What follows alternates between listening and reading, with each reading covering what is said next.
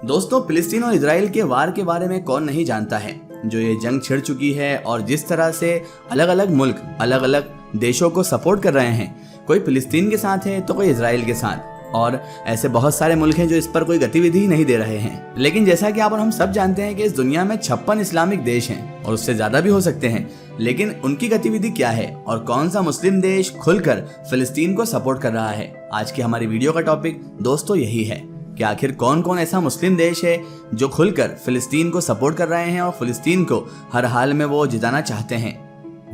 तो आप सब इतनी सी गुजारिश है कि आप इस वीडियो को आखिर तक जरूर देखिएगा। दोस्तों, इस वक्त पूरी दुनिया है सिर्फ और सिर्फ एक ही मुद्दे पर बात कर रही है और वो मुद्दा है इजराइल और फिलिस्तीन के बीच होने वाली जंग का।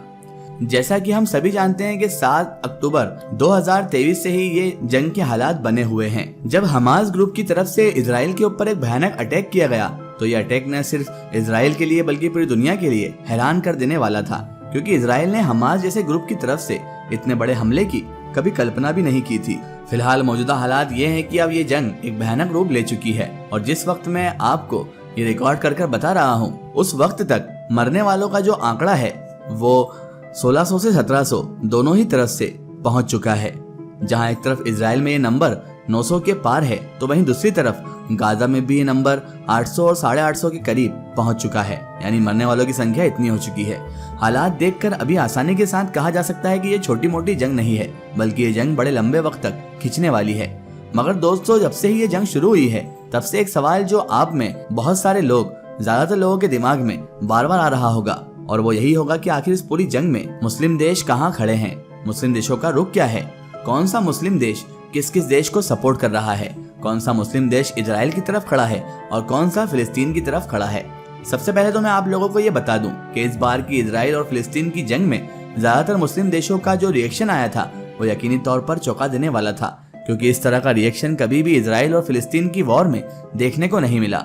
वो रिएक्शन किस तरह का था और चौंका देने वाला क्यों था, ये भी अभी आप लोग इस वीडियो में आगे जान लेंगे। सबसे पहले शुरू करते हैं कि तुर्की देश से, क्योंकि तुर्की से अधिकतर लोगों की उम्मीदें जुड़ी होती है। दोस्तों, पिछले कई सालों से आमतौर पर हम लोगों ने यही देखा कि जब कभी इजराइल और फिलिस्तीन के बीच जंग शुरू होती थी तो तुर्की हो चुका है, उसका रुख मुस्लिम देशों में भी इजराइल के खिलाफ सबसे कठोर होता था। वो न सिर्फ सबसे पहले बोलता था बल्कि सबसे कठोर भी बोलता था। मगर इस बार ये सब कुछ उल्टा पुल्टा नजर आया। जंग शुरू होने के कुछ घंटों के बाद तुर्की की तरफ से जो बयान आया था वो बयान बहुत ज्यादा डिप्लोमेटिक था। अब दोस्तों, आप सोच रहे होंगे तुर्की से ये उम्मीद नहीं थी। बिल्कुल, हमको भी नहीं थी। मतलब उस बयान को देखकर लग रहा था कि दोनों ही साइड को काफी बैलेंस करने की कोशिश की गई है। तुर्की की तरफ से पहले बयान में कहा गया था कि हिंसा बढ़ने का किसी भी पक्ष को फायदा नहीं होगा। तुर्की हालात काबू करने में सहयोग देने के लिए हमेशा तैयार है। इस दुखद घटनाक्रम ने साबित कर दिया है कि इजराइल और फिलिस्तीन दो राष्ट्र हैं, मतलब के दो देश हैं। इस घटना ने इस नजरिए की अहमियत एक बार फिर साबित कर दी है। हम दोनों पक्षों से अपील करते हैं कि वो हिंसा का रास्ता छोड़कर एक स्थायी समाधान की दिशा में काम करें। दोस्तों, अपने बाद के बयानों में टर्की ने तो इन दोनों ही पार्टीज को अपना मीडिएटर बनने तक का ऑफर दे डाला, यानी वो बीचवान बनकर दोनों का समझौता करवा देगा। मतलब ये कहा कि अगर दोनों ही पार्टी चाहे तो हम इन दोनों के बीच सुलह करा सकते हैं और इन दोनों के बीच डील करा सकते हैं। हालांकि दोस्तों, फिर कुछ वक्त गुजरा और फिर धीरे धीरे टर्की का बयान भी बदलना शुरू हो गया। बाद में ये देखा गया कि तुर्की ने पुरानी सभी जंगों की तरह न सिर्फ फिलिस्तीन का खुलकर सपोर्ट किया बल्कि इजराइल को क्रिटिसाइज करना भी शुरू कर दिया। स्पेशली राष्ट्रपति अर्दोगान ने तो नेतन्याहू के उस फैसले को लेकर इजराइल को घेरा कि जिसके तहत गाजा के लिए लाइट, बिजली, पानी, खाना सब कुछ बंद कर दिया गया है। अर्दोगान ने कहा कि आखिर इजराइल ये कैसे कर सकता है और आखिर ह्यूमन राइट्स कहाँ पर है। बात कर ले अगर सऊदी अरेबिया की, तो सऊदी का मामला भी कुछ तुर्की की तरह नजर आया। सऊदी अरेबिया भी शुरू में काफी खामोश रहा और जो उसने बयान जारी किया वो काफी बैलेंस बयान था। सऊदी अरेबिया के विदेश मंत्रालय की तरफ से ये कहा गया कि सऊदी अरेबिया दोनों के बीच होने वाली जंग पर गहरी नजर बनाए हुए है। सऊदी अरब दोनों पक्षों से हिंसा छोड़ने की अपील करता है। इसके साथ ही वह दोनों ओर के नागरिकों की सुरक्षा बहाल करने और समझ रखने की अपील करता है। गाजा पट्टी में हालात जिस कदर विस्फोटक हो गए हैं वो इजराइल के लगातार कब्जे और फिलिस्तीनी लोगों को उनके कानूनी हक से महरूम करने का नतीजा है। जैसे जैसे वक्त गुजरता जा रहा था ये जंग खतरनाक से खतरनाक होती जा रही थी। वैसे वैसे सोशल मीडिया प्लेटफॉर्म्स पर और बाकी इंटरनेट पर सऊदी अरेबिया के ऊपर दबाव बढ़ता जा रहा था। अरब देशों में रहने वाले लोग यही कह रहे थे कि आखिर सऊदी गवर्नमेंट फिलिस्तीन के मैटर को लेकर इतनी ज्यादा शांत कैसे बैठ सकती है, बावजूद इसके कि इतिहास में एक लंबे वक्त तक फिलिस्तीन की तरफ से इजराइल के खिलाफ जंग में सऊदी अरेबिया तो तमाम अरब देशों का लीडर रहा है। दोस्तों, सऊदी अरेबिया के ऊपर यह प्रेशर लगातार इसलिए भी ज्यादा पड़ रहा था क्योंकि बहुत सारे लोग ये इल्जाम लगा रहे थे कि सऊदी अरेबिया फिलिस्तीन के मुद्दे पर इसलिए हल्का पड़ा हुआ है क्योंकि उसकी इजराइल के साथ ऑलरेडी डील होने वाली थी और वह डील अभी भी प्रोसेस में चल रही थी। फाइनली बाद में वो अब बहुत सारे प्रेशर की वजह से, किसी और वजह से सऊदी अरब ने भी तुर्की की तरह अपने रुख में बदलाव किया और एक बार फिर से उसने इजराइल के खिलाफ कड़ा रुख अपनाया और फिलिस्तीन को पूरी तरीके से सपोर्ट करना शुरू कर दिया। सऊदी प्रिंस मोहम्मद बिन सलमान ने तो फिलिस्तीन में फोन से बात की और उन्हें कहा कि उनका सपोर्ट फिलिस्तीन के साथ वैसा ही है जैसा इतिहास में हमेशा से रहा है और फिलिस्तीनियों का अपने घर और अपनी जमीन को लेकर ये जो स्ट्रगल चल रहा है इसमें सऊदी अरेबिया का फ्यूचर में भी बिल्कुल ऐसा ही सपोर्ट रहेगा। मगर दोस्तों, इस बार के इजराइल और फिलिस्तीन कॉन्फ्लिक्ट में जिस मुस्लिम देश का रिएक्शन और जिस मुस्लिम देश का बयान सबसे ज्यादा चर्चाओं में रहा वो देश था यूएई, मतलब यूनाइटेड अरब एमिरेट्स। इसने तो बाकी मुस्लिम देशों से अलग हटकर गाजा का यह जो ग्रुप है यानी कि हमास कि जिसने इजराइल पर अटैक किया था इसको ही घेर लिया और अपने बयान में इस पर यूं निशाना साधा कि यूएई इस कॉन्फ्लिक्ट में दुनिया का इकलौता ऐसा मुस्लिम देश नजर आया कि जो इस पूरे मुद्दे में इजराइल के ही साथ खड़ा नजर आया। हालांकि दोस्तों, बाद में इस तरह की भी खबरें निकल कर आई कि यूएई की तरफ से लगभग $20 मिलियन की मदद फिलिस्तीन की तरफ भेजी जा रही है। इंटरेस्टिंग बात तो यह है कि इस बार पाकिस्तान जैसा देश भी इस कॉन्फ्लिक्ट में अपने रिएक्शन को लेकर चर्चाओं में रहा। दरअसल दोस्तों, आपकी नॉलेज के लिए बता दूं कि पाकिस्तान एक ऐसा देश है कि जो इजराइल को रिकॉग्नाइज ही नहीं करता।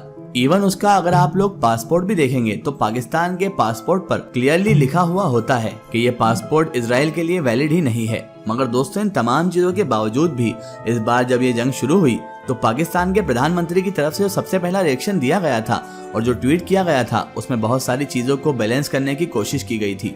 वो पाकिस्तान जिसकी गवर्नमेंट हमेशा से ही एक तरफा फिलिस्तीन के साथ खड़ी हुई नजर आती थी, इस बार उसने अपने ट्वीट में 2 स्टेट सॉल्यूशन तक की बात कह डाली। यानी इसके प्रधानमंत्री ने कहा कि हम चाहते हैं कि जल्द से जल्द पूरे मिडिल ईस्ट में शांति बन जाए और 1967 का जो यूएन कार्ड 2 स्टेट सॉल्यूशन है, मतलब 2 देशों का अलग अलग बनाने का, उस पर अमल होना चाहिए। पाकिस्तान के प्रधानमंत्री की तरफ से बस यह ट्वीट करना ही था। उनकी खुद के देश में भी इस वजह से बवाल मच गया। आम पब्लिक अपने ही प्रधानमंत्री को क्रिटिसाइज करने लगी। पब्लिक का यह कहना था कि दरअसल हमारी गवर्नमेंट पूरी तरीके से अमेरिका के अंडर में है, इसलिए वो इस तरह की बात कर रही है, वरना तो 2 स्टेट सॉल्यूशन नाम की पाकिस्तान में पहले कोई चीज हुआ ही नहीं करती थी, क्योंकि हम लोग तो इजराइल को रिकॉग्नाइज ही नहीं करते हैं और पूरे के पूरे एरिया को सिर्फ और सिर्फ फिलिस्तीन का मानते हैं। बढ़ते हुए विवाद को देखकर पाकिस्तान ने भी बाकी देशों की तरह बड़ी तेजी के साथ अपना रुख बदला और फिर पूरे तरीके से फिलिस्तीन को सपोर्ट किया। हालांकि दोस्तों, इन तमाम चीजों के बीच में ईरान एक ऐसा देश था, इकलौता ऐसा देश था जो सबसे आगे खड़ा हुआ नजर आया। उसने इस जंग की बिल्कुल शुरुआत से ही खुले तौर पर फिलिस्तीन को सपोर्ट करना शुरू किया और इजराइल के ऊपर निशाना भी साधा। और हमास जो ग्रुप है उसके स्पोक पर्सन ने तो शुरू में ही कह दिया था कि हमारे इस ऑपरेशन को ईरान का सपोर्ट हासिल है।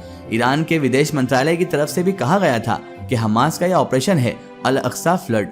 ये रेजिस्टेंस ग्रुप और सताए हुए फिलिस्तीनियों की प्रतिक्रिया है, मतलब कि उनका बदला है। ये फिलिस्तीनियों के हक के समर्थन में की गई कार्रवाई है। इसके अलावा भी अगर आप लोग ट्विटर ऐप के जिसका नाम एक्स हो चुका है उस पर एक्टिव हैं तो आपने देखा होगा कि अभी तक लगातार ईरान सबसे ज्यादा एक्टिव नजर आ रहा है। वो न सिर्फ बार बार हमास लड़ाकों की तारीफें कर रहा है बल्कि साथ ही साथ इजराइल पर निशाना साध रहा है। मुस्लिम देशों के अलावा अगर दुनिया में बाकी ताकतवर देशों के बारे में भी बात कर ली जाए तो जहां एक तरफ अमेरिका, यूके, फ्रांस, इटली और यूरोपियन यूनियन जो ग्रुप हैं वो पूरी तरीके से इजराइल के साथ खड़े हैं, तो वहीं दूसरी तरफ रशिया और चाइना जैसे देश फिलिस्तीन के साथ खड़े हुए नजर आ रहे हैं। फिलहाल दोस्तों, आज की हमारी वीडियो को हम यहीं पर खत्म करते हैं। अगर ये वीडियो आपको पसंद आई हो तो इसे ज्यादा से ज्यादा शेयर कीजिए और इसे अपने फ्रेंड सर्कल, अपने रिश्तेदारों तक जरूर पहुंचाएं। इसी तरह की इन्फॉर्मेटिव हिस्टोरिकल वीडियो के लिए हमारे चैनल को सब्सक्राइब कीजिए और पास में दिए गए घंटी के आइकन को जरूर दबाएं ताकि हमारे आने वाली हर नई वीडियो की नोटिफिकेशन आप सभी तक पहुंचती रहे। जय हिंद, वंदे मातरम।